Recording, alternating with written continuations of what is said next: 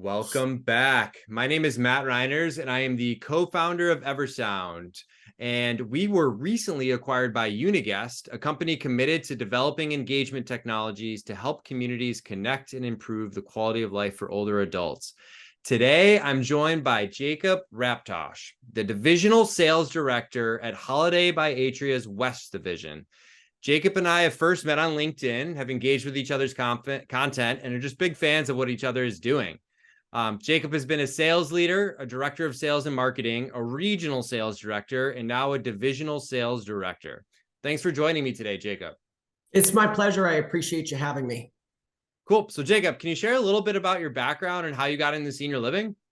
Yeah, for sure. So it all started about 10 years ago, actually in or around March of 2013. One of my former bosses, one of my former supervisors actually ended up coming to work as a recruiter for Holiday and had reached out to me and said, gosh, I know that this really isn't in your background. I was working in finance at the time in retail banking, basically. But she said, look, this would be a really good gig for you, especially with the customer service experience that you have. And she knew some of my backstory as well. I'd lived with my grandparents and taking care of both of them for a number of years in my kind of late teenage, early 20s. And so she really thought this would be a good fit. And as it turns out, it was. I started initially as a community sales manager for Holiday Retirement. Almost immediately fell in love with the job and fell in love with the industry. It's this kind of unique amalgamation of hospitality, conventional real estate, healthcare, a little sprinkle of family therapist, right? When you're working with multiple influencers and families. So it was just this great move. And honestly, I don't see myself doing anything any different. So I was a community sales manager for a number of years, and then later became the regional director of sales, still under the Holiday Retirement brand. I had 18 communities and 18 community sales managers that I actually managed directly. And then after the Atria transition, I was moved into the divisional sales director role, where I now support 60 of our communities on the Holiday by Atria brand on the West Coast, supporting the community sales managers, the general managers, the regional vice presidents, and then, of course, our senior vice president, Vicki Merriger. So it's been an interesting time in senior living, but like I said, a career choice that I can't fathom I would ever stray from. Yeah, no, I love that story. And it sounds like it's a little bit more rewarding than working in that financial banking situation. God, retail banking, God bless all the people that do it, because it is boring at times. Yeah. And so, I know you mentioned now you're overseeing teams that make up 60 senior living communities, which is wild. So apart from asking when you actually sleep, I am curious, like, what are your top performers doing differently? Yeah. So, look, in my current role, it really is more influential the way that the organization is structured. Community sales managers report to general managers report to regional vice presidents. So I'm really kind of ancillary support on the side. When it comes to, though, our top performers, there are a handful of kind of key characteristics that you see sort of ubiquitously amongst all of them. They're behavioral. Right? They have muscle memory when it comes to things like lead response, how they collaborate with their referral partners and outreach partners. They are sort of exceptional at efficiency and time usage. They're planners, right? So tour booking is, of course, one side of the equation, but even things like tour setup, prep, making sure we have thorough discovery, truly understanding why somebody is in front of you, and then finally making sure that those things are documented is really important. And so you tend to see in our top performers really strong behaviors, consistency in how they operate. And then, of course, they are natural people, right? People like them, which I think is also important. But again, that's not enough. There has to be the behavioral side of it if you have any hope of consistent high performance. But there are, I can look at all of our top performers and see similarities, finally, even in motivation, right? They want to be successful. They want to help people find solutions. It's important for them. They're naturally curious. So, that's sort of what we tend to see from our consistent high performers in the division.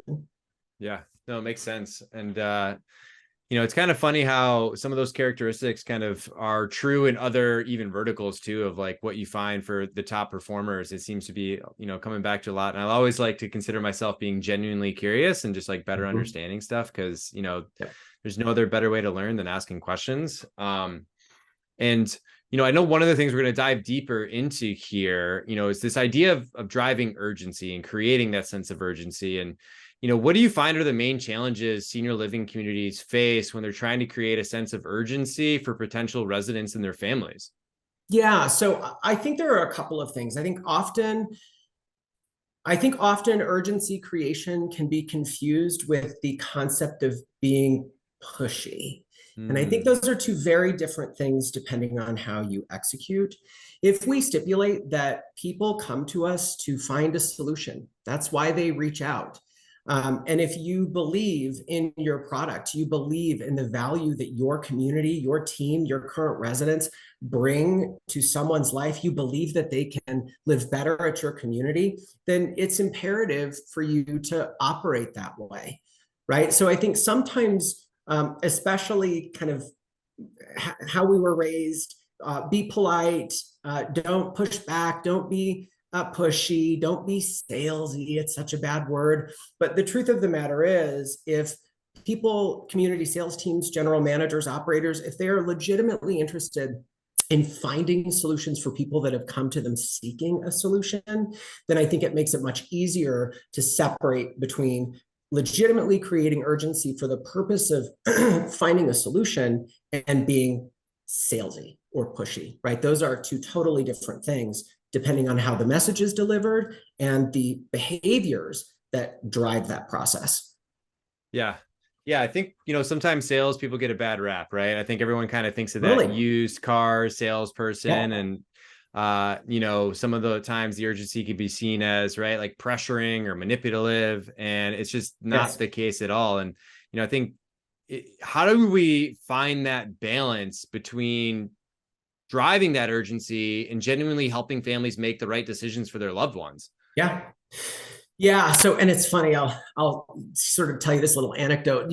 As I became more comfortable in my position as a community sales manager, I would actually joke with families, like, sitting in a room with a prospective resident and two adult influencers. I would even crack a joke like, oh my gosh, they've got you trapped in here with the terrible salesperson. Who knows what's going to happen next? Just to try to break the tension, because you're right. I think that people assume I'm going to be sold something that I don't want or that I'm not prepared for right now. But to answer your question, really, we have to earn the right to advise people on what they should do. And the only way that we can do that effectively is through really thorough discovery and building an intentional rapport with somebody. You can't suggest somebody lives in your community or present your community as the right fit for them until you've actually had lengthy conversations with people, understand why they're truly there, get the backstory, the history piece of it, understanding who's involved in the process, and then creating an environment where you really are matching up what your community does well or best with the needs that this person is telling you that they have. So it can seem disingenuous if you haven't done the legwork first. And so my conversation when I'm coaching community sales teams really is, it should be all about the human person, right? Rates, availability, blah, blah, blah. We'll get there. I want to know about you. And again, you only earn that level of credibility where you can kind of tell somebody what they should do if you've taken the requisite time to understand why they're really there and understand the dynamics, the ensuing event or sequence of events that led them to your community in the first place. Yeah. Yeah. It's getting back to like understanding your customer and like really building that trust and the rapport to be able to do that. And, I know, you've mentioned about creating urgency in like 3 specific ways. Yep. Can you share those with us in no particular order? Yeah. So, and look, right, I, of course, don't know everything, but I know over the course of my years in senior living, specifically on the community, you may have to ask that again. Sorry. Yeah, all good. No fun. 1 second. Yep. I'm so sorry. We have a dog that's outside our house that's barking, which is causing our dogs to bark. Copper, quit. Okay. Sorry. Cool. Do you want to ask that again? I apologize. Yeah, of course, of course. Hey, no, it's all good. I've fallen out of my chair in one of these, so that's where the bar's at. So you're good. So when we're talking about urgency, Jacob, I know you have mentioned that there's 3 ways to help create that. And I'm curious if you can share those with us in no particular order. Yeah, for sure. So, look, I don't, of course, claim to know everything. I know just in the amount of time that I was a community sales manager and then led community sales teams, you have to kind of break it down and focus on a few different ways to create urgency, to accelerate the sales cycle. Again, for the sole or at least partial purpose of finding a solution for somebody, right? We're all in sales. We got to hit our targets. We have to exceed our goals. But again, there's a part of this that really is based on finding solutions for families. So there's the concept of restrictive inventory, right? So here's an example. You have a community sales manager who happens to have 15 available apartments. It's very easy sometimes to start getting in a loop, showing too many options. You end up kind of confusing people. Even quite frankly, when families, I've had families walk in and say, well, just show me everything you've got, right? Anything that's available. The truth of the matter is you do somebody a disservice, in my opinion, by doing that. I think that tends to be the path of least resistance, to just walk somebody on a 90-minute visit, showing them 8 different apartments. If, however, you focus on the concept of restrictive inventory as it relates to discovery, right? So again, taking that former example, you have 15 available apartments. The truth of the matter is somebody that's in front of you has expectations, whether that's a specific floor plan style, size, budget, of course, is a big one. Understanding even something as sort of granular as location in the community, lighting exposure, all of those things matter to somebody. And again, this transition can be difficult enough. So it's only further compounded if they happen to move into an apartment that they don't actually like. So asking a lot of questions after that initial human discovery piece about what it is that's important to them and what it is they're looking for. The truth of the matter is, if done effectively, you can narrow it down to one option, right? So the conversation would go something like, Mr. Reiners, if I'm hearing you correctly, if I had a ground floor studio, preferably under $2,500 a month, with a private walkout for the dog that had a nice view, if I had something like that, are you telling me that would check all the boxes? Right? So now not only is it a trial close, but I've also helped to center this lead on what it is that's important to them and what it is they're looking for. So if you have something like that, assuming you do, it makes it much easier to then say, listen, I've got great news for you. I've got the perfect option. Let's go take a peek at it, right? Rather than showing them a whole bunch of different apartment options that may or may not actually suit their needs. That's even important when you have somebody, let's say in that example, looking at a studio and they go, oh my gosh, this is so small. Before you, or whatever, right? Or this is for whatever reason doesn't work. Don't just start taking people, again, on a wild goose chase through a whole bunch of apartments. Pause the conversation, go back to what it is we discussed before. If I understood you correctly, Mr. Reiners, I thought that you had said, if I had an apartment with this, this, this, and this, that it would check all the boxes. Can you help me better understand what about this apartment doesn't or won't suit your needs? Even in the concept of urgency creation, and in that example, there are times where community sales managers will start showing maybe apartments that the lead cannot afford or that are outside the budget. Really, all you've done is created a hurdle, right, for them and for you. And so pausing and asking clarifying questions, Mr. Reiners, I'm happy to show you something with a little more space, but I want to make sure I didn't misunderstand. I thought that you had told me that the maximum budget was $2,500. Is that different? Right? So I'm still going to make sure, kind of in this concept of restrictive inventory, that we're not just going to start looking at other options. I either didn't ask the right questions, or perhaps there's a more expansive budget or something else that's going on, family willing to contribute, whatever the case may be. So that sort of sums up the idea of restrictive inventory. Then you have sort of urgency creation technique two, leveraging the catalyst, which is truly about what brought them in the first place. Often you'll get families that will, or prospective residents that will be interested in moving in, or maybe on a cognitive level know they need to, but emotionally it's difficult, or they throw up some sort of objection or delay. The truth of the matter is bringing it back to the catalyst, what drove them into the community before, and having that conversation with them again can often tend to lead you down a path where we're able to accelerate the timeline a little bit. Mr. Reiners, forgive me if I overstep, but I thought that you had told me that your father had fallen 3 times in the last month. We seem to have found kind of the perfect solution. I checked all the boxes and you're still saying you're going to wait. Can you unpack that for me? Help me understand how you've landed on that decision. So it's the idea of really understanding why somebody is in front of you and bringing it back to that original catalyst. And then finally, there's the idea of strategic use of incentives, discounts, allowances to create urgency.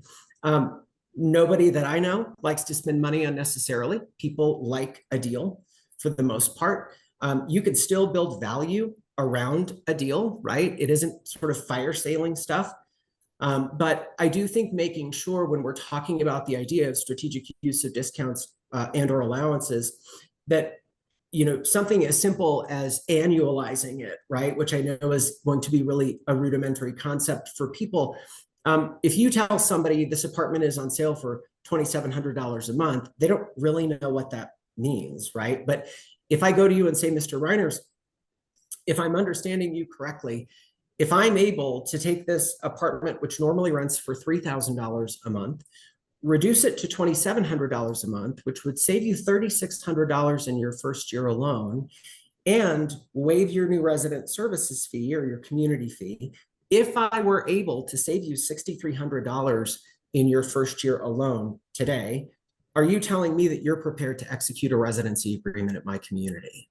So again, it's looping it back to a trial close, but I think sometimes, $300 a month off to somebody looking at a $3,000 apartment may not sound all that significant, but when you do something as basic as annualizing it, or even calculating it over the life of a potential stay, right? How long do you think your mom's going to live here? 5 years. Well, all of a sudden, that $3,600 becomes a much larger number, right? So if your mother were to live here for 5 years, here's what the deal I'm offering you today would save her. So I try to kind of center when I'm working with teams around one of those three or a combination of those three concepts to drive urgency, not just for the purpose of achieving goals or targets at the building, but again, for helping somebody who has come into your community asking for help, right? And to find a solution.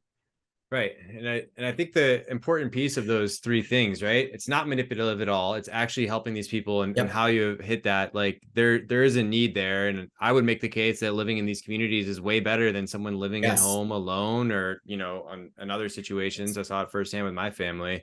And you're just helping them to make that decision in a more timely manner. And it's for the best for all parties involved.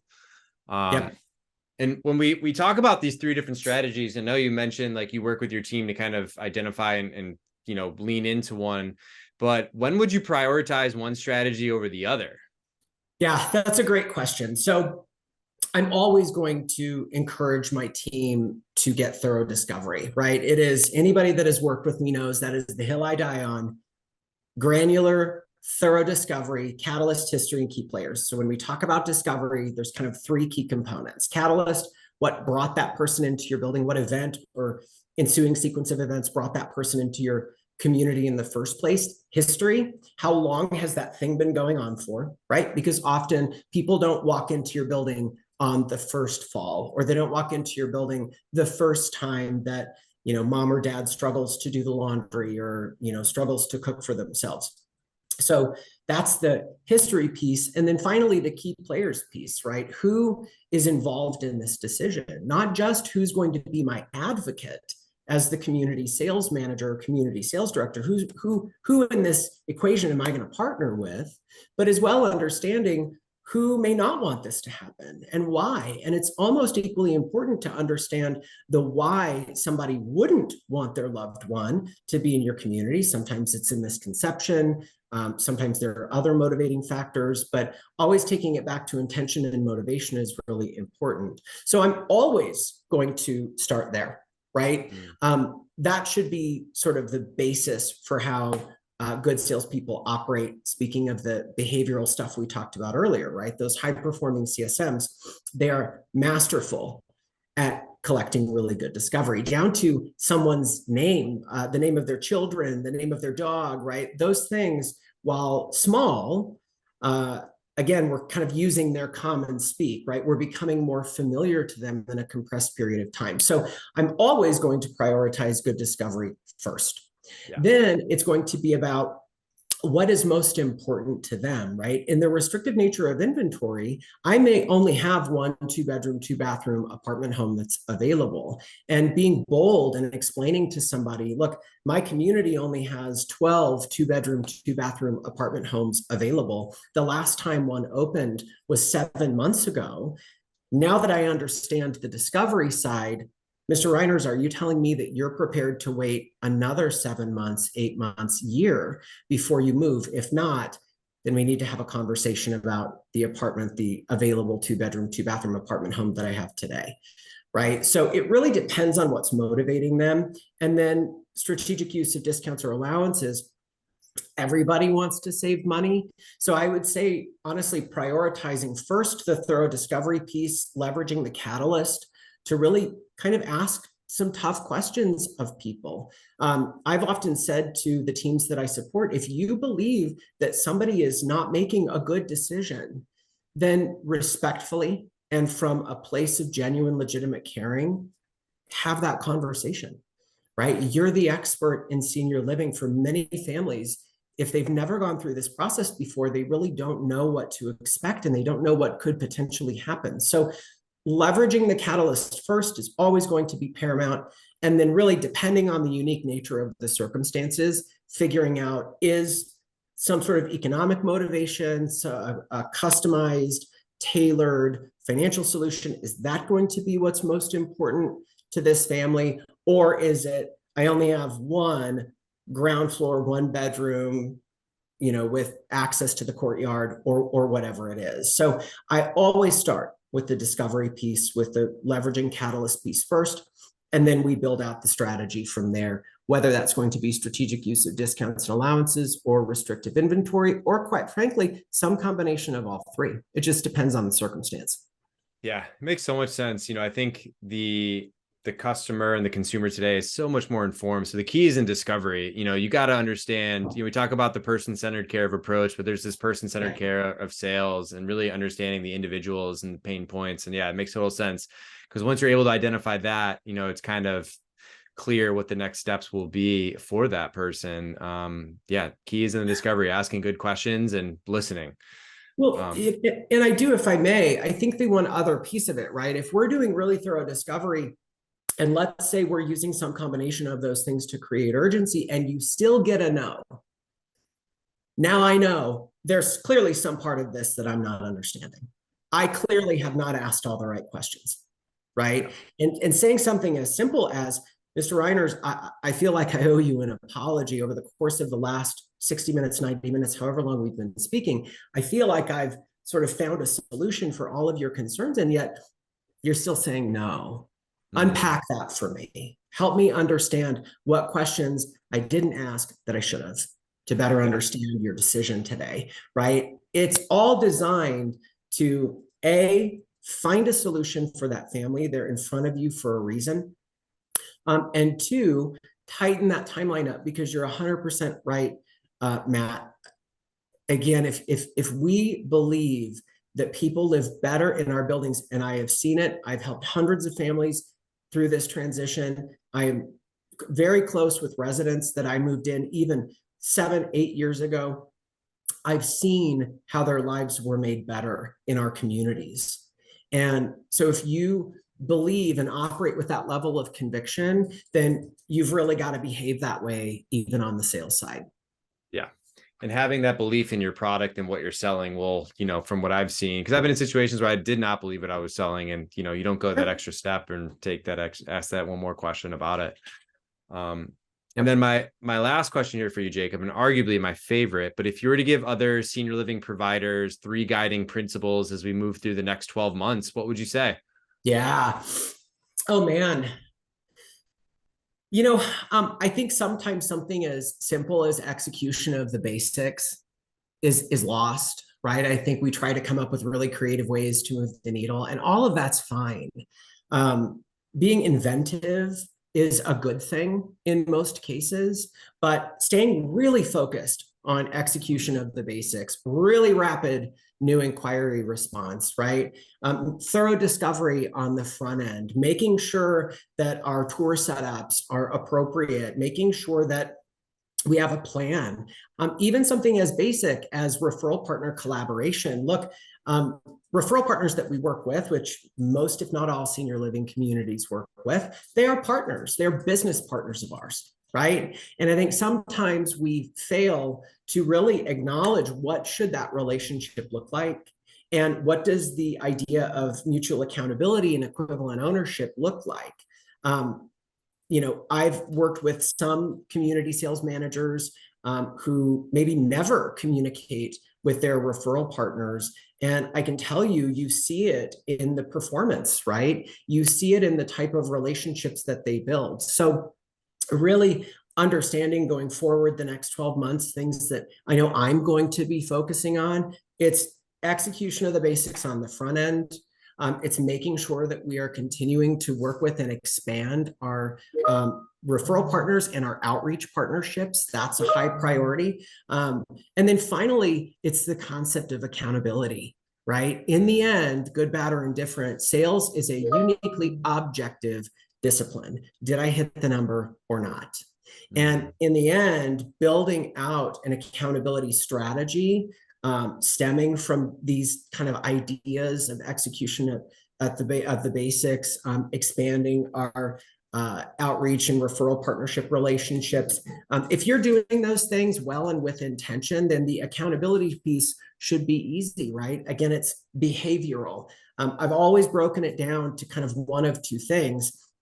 It's effort or messaging, right? If the behaviors are right, if the effort's there, then it's very easy as a sales leader, right? Somebody who leads a sales team, it's very easy to identify the opportunity if the performance doesn't follow. It's in messaging. It's in how we're delivering the conversations with families. It's in the questions that we ask and the discovery that we do. So staying focused on those 3 things, execution of the basics, staying focused on expanding outreach and partnership relationship, and then finally accountability. I think, at least for me, that's going to be sort of the name of the game for the next 12 months. I love it. I love it. I love it. Jacob, so much wisdom in this conversation. Thank you so much. I feel like I'm ready to move into a senior living community now. You got a good deal for you. Yeah. Yeah. Hey, if you can give me 10% off an annual, we can make it happen. There you go. Thanks so much, Jacob. The industry is in a much better spot because of people like you, attacking sales from a good heart and a good perspective. So thank you for all that you and your team are doing. And thanks for spending some time with us here today. It's absolutely my pleasure. Again, Matt, thank you for making this happen. Like I said, I've just been a fan of watching your content as well. So I sincerely appreciate it. Thank you very much. If you'd like to know when we post the next episode, make sure to subscribe wherever you're listening to this podcast. If you're interested in how Eversound can help improve the quality of life in your community, find out more at eversoundhq.com.